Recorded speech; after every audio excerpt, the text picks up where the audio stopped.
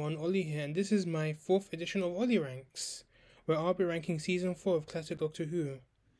So before we get into the down the dirty with the rankings, the first two stories are pretty much William Hartnell's final stories before he regenerated into Patrick Charlton, and Patrick Charlton took over as the Doctor from Power of the Daleks, and I must say Patrick Charlton really did his best, and he was really brilliant in his first season, and there were some really good stories and one bad story, which I'll get in shortly. And overall, season 4 was really good. If you're not familiar with Olly Ranks, basically I'll be ranking a story or season, stories in the seasons or seasons in the series from my least favorite to my personal favorite, and I'll be justifying my reasons for these rankings. So my rankings and ratings may be different to what I actually rated them in my actual review, so please forgive me if there are any inaccuracies. To begin, in ninth place, my least favorite story of season 4 is The Underwater Menace. In actual fact, this is actually my least favorite Patrick Charlton story. The production issues and the over the top acting actually made the story a bit unbearable, to be honest. I mean, I was like, ugh. And I wasn't too keen on some of the creative decisions in the story, such as how Polly's character was actually written, and I do kind of wish Jamie was featured more in the story, even though he didn't really do a whole lot. He was just there in the background, and because he was a last minute addition to the cast is understandable. And other than the behind the scenes issues, I did find the story rather boring, to be honest. So I gave The Underwater Menace 3 out of 10.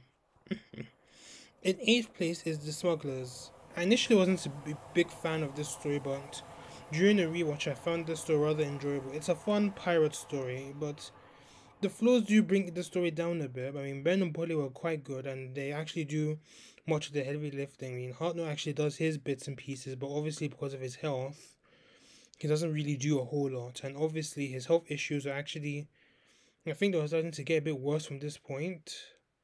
Well, towards the fact that he had to leave the series, and you can tell he was trying to like really remember his lines, but and even messed up on them, such as um the scanner fluff he says in episode 1 when he says, "You see that thing, scanner up there? That's what I call a scanner." And the plot was a bit unclear at times, but still a good story, and I give the story a 7 out of 10.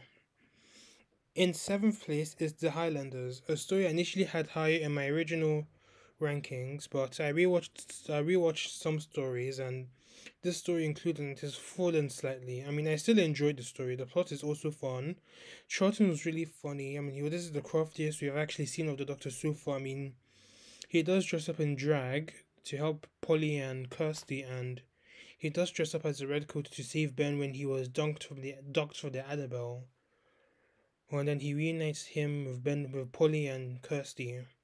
And he actually rescues Jamie as well, and actually gets Jamie to come aboard the TARDIS. Well, because he was actually being chased by the Redcoats. So, and even though some parts he actually just pretended to be a German doctor, and that was a very funny scene we got from there. So, speaking of Jamie, this is actually his first ever story, and he had a very good introduction in here. But considering the fact that he didn't really do a whole lot in this story, I mean, if one was watching Classic Who for the first time and they get up to the Highlanders and they see what Jamie does, I mean, they would be quite surprised as to seeing how Jamie will be a member of the TARDIS team. It will be like seeing someone like Clive in Rose if he just joins the TARDIS. No. Clive's a good example. So let's say someone like who can I say? Let's say someone like C in Spyfall in series 12 would be like if he joined the TARDIS team early on from that story, even though he does actually get killed off within the first few minutes of the story. But yeah, but considering the fact that Jamie actually doesn't do much, he actually still impresses and is definitely a good addition to the TARDIS team, and he actually does get his chance to improve. So I give the Highlanders an 8 out of 10. In sixth place is The 10th Planet, the Hartnell Swan Song, and the debut of the Cybermen. This story was actually was lower, but during a rewatch, I mean, this story is actually now higher in terms of the rankings and the overall rating. It's an iconic story with some iconic moments. Hartnell was quite good, despite him not doing so much because of his health, and considering the fact that he appears in the first two episodes, collapses, but the Doctor actually collapses in episode 3, so Hartnell gets a chance to sit out, and then comes back in episode 4, does a frequent amount, and then regenerates to Charlton in the last minutes of this story. But despite the fact he actually does go out with a bang, I mean, the Cybermen were really good and they were quite creepy thanks to their unique design, as you can see here. This is the Mandasian Cybermen. And it's a shame that this is the only time in Classic we actually get to see the Mandasian Cybermen, but it was a good thing they did return in Series 10, to be honest. But the characters were rather good. I mean, Ben does a lot of the heavy lifting, and there were some good side characters as well, such as Barclay, General Carter, even though he was a bit of a dick, but he was still a good character, and Polly, even though she does have a bit of a dialogue with the Cyberman, she doesn't really do much other than I think she's told to make coffee at one point, because she's the only woman in this story. But yeah, but I do feel this story was just a way to have Hartnell quickly leave and bring in Charlton, but it's still a good way to write off Hartnell, and I gave that story an 8 out of 10. In fifth place is The Power of the Daleks. This is Charlton's very first Doctor Who story, and I admire the BBC for taking such a bold move by replacing the lead actor, and it really does pay off in this story. I mean, the Daleks pretending to be the servants for the humans, and that was a very good story, even though they were secretly plotting to destroy them behind when Lesterson wasn't looking, and even the cliffhangers were quite good. I mean, I liked how, especially episode 2 cliffhanger, when the Doctor was like trying to tell the colonists that the Daleks aren't what they seem, and then the Dalek is like, I am your servant, and that was a very haunting scene.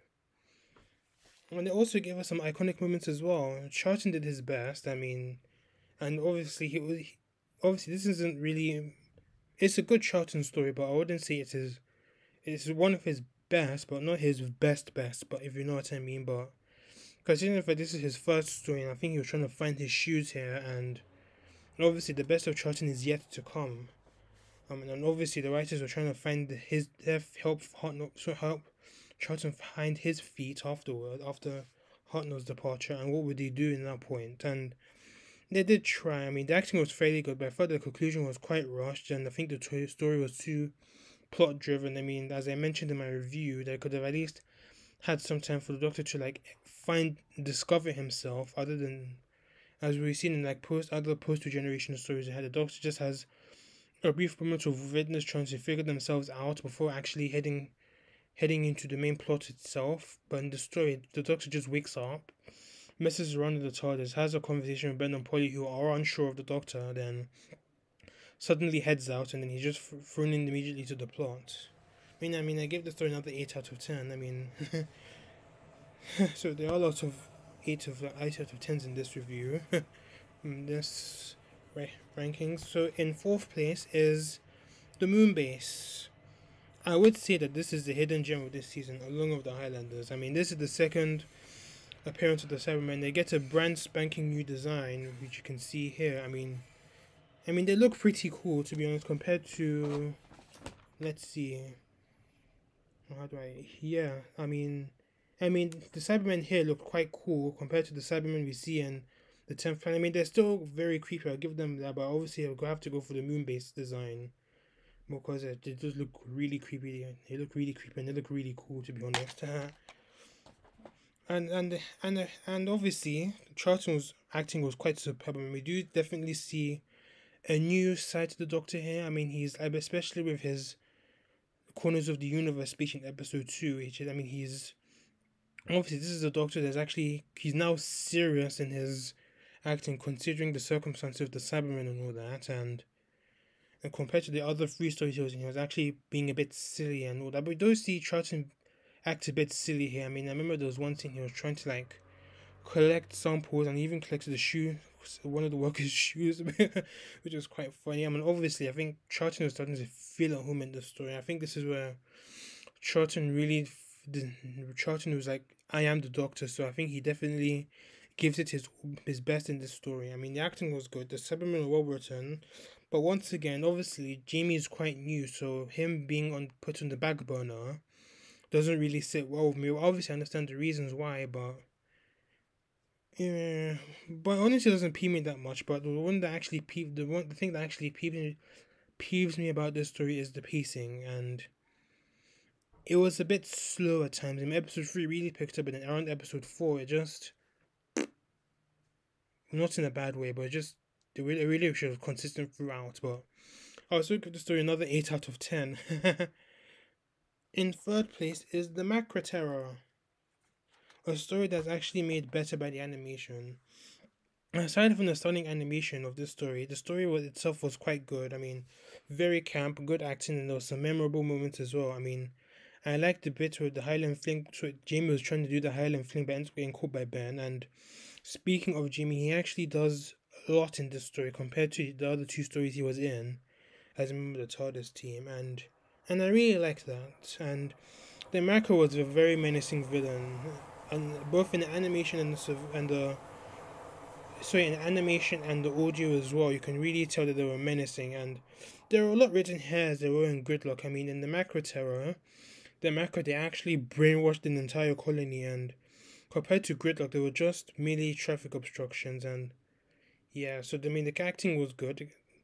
Good. Charlton does his best here. The other characters were good. Ben does actually get a chance to do something a lot more, as he's actually one of the driving plots in the story, as he's brainwashed by the Macro, and then the Doctor's trying to like remove the brainwashing of Ben, but then Ben actually comes to and actually helps destroy the Macro, and that was quite good. So I'll be giving the Macro Terror a 9 out of 10. In second place, and the runner-up, is the Faceless Ones, another story that's improved by the animation. I mean, however, the story itself was, without the animation, was actually one of the strongest of season 4, because this story is rather creepy, and because of the chameleon, and the chameleons were outright frightening. I mean, as you can see here, this is Chameleon Polly, or should I say, what was that character's name again? Michelle Loopy. Yeah, but as you can see in the animation and the telesnaps as well, you can really see how horrible they looked. And I mean, they looked frightening. I mean, I don't know who allowed that sort of creature to be on 1960 television. And there were some intense moments as well, and such as Ben finding Polly and that crate in the hangar, and obviously when the director of the Chameleon, who was pretending to be Inspector Crossland, and he was quizzing Chameleon Jamie, and obviously Fraser Hines was using his normal accent other than the Jamie accent, and I must say that was quite creepy. I mean, Fraser Hines actually has a creepy voice aside from his Scottish accent. Yeah, but when he was in that scene, it was quite creepy. I mean, woof. I mean, the acting was great too, especially from Patrick Troughton. He did his best here, and one person that actually stood out for me was Pauline Collins. She played Samantha Briggs, and she was brilliant. I mean, it was pretty obvious that they actually wanted her to be a companion, but obviously Pauline Collins turned it down. But we do get to see her in Doctor Who again in Tooth and Claw in series 2. I mean, if she was a companion in season 5 of Classic Who, she definitely would have spiced things up a bit. And I give this story another 9 out of 10. And finally, in first place, The Evil of the Daleks. Well, actually, my favorite missing episode and my favorite story of season 4, and one of my favorites of the Patrick Troughton era. I thoroughly enjoyed the story. It's definitely one of the stronger classic Who Dalek stories, and the plot is paced fairly well, even though it's a 7-parter. Even though the 7-parters do have a bit of pacing issues, but this story and the poetry stories in season 7, that are the 7-parters, they are quite well paced as well. Well, maybe not so much the Ambassadors of Death, but I'll get to that another time. I mean, it was fairly well written. I mean, it gives the Doctor a bit of a darker side too. I mean, he actually used Jamie to be a part of the Dalek human factor experiment, so you can actually make the human Daleks with. And then obviously Jamie, being Jamie, he was not happy at all. I mean, you can really tell from his acting. It was a bit of nice dialogue between the two, and it really helped.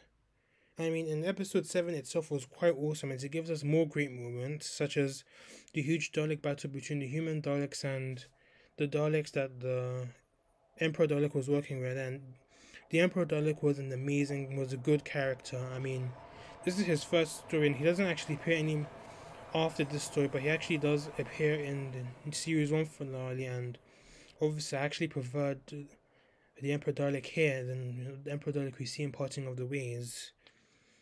And I mean, they were really good. I mean, the other characters as well, such as Maxtable, Kemmel, Waterfield, and the new companion Victoria, Waterfield's daughter, they were all very good characters. I mean, and obviously you get to see more of Victoria again in season 5. And also, this is meant to have been the last ever Dalek story. I mean, if this was truly the last ever Dalek story, there would have been one of a hell of a way for them to go. And the acting was good from everyone involved. Nice surprise moments, and yeah, so I give the story a perfect 10 out of 10. Whew.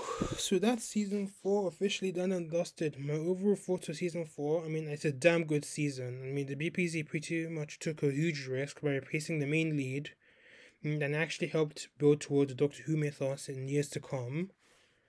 I mean, Charlton did a hard and marvelous job in After Heart No Left. Brilliant stories, brilliant companions. It's awesome. I'll be giving season 4 a 9 out of 10. So my next reviews will be season 5 of Classic Doctor Who, starting off with The Tomb of the Cybermen, and hopefully I'll be getting on to my James Bond reviews with Doctor No after I finish watching it. So thanks for watching this edition of Olly Ranks. I'll be back with season 5, or hopefully another ranking that has no Doctor Who. If you liked my video, if you like this video and other videos, please like them and subscribe to my channel. I'll be doing more stuff. So until then, see you later.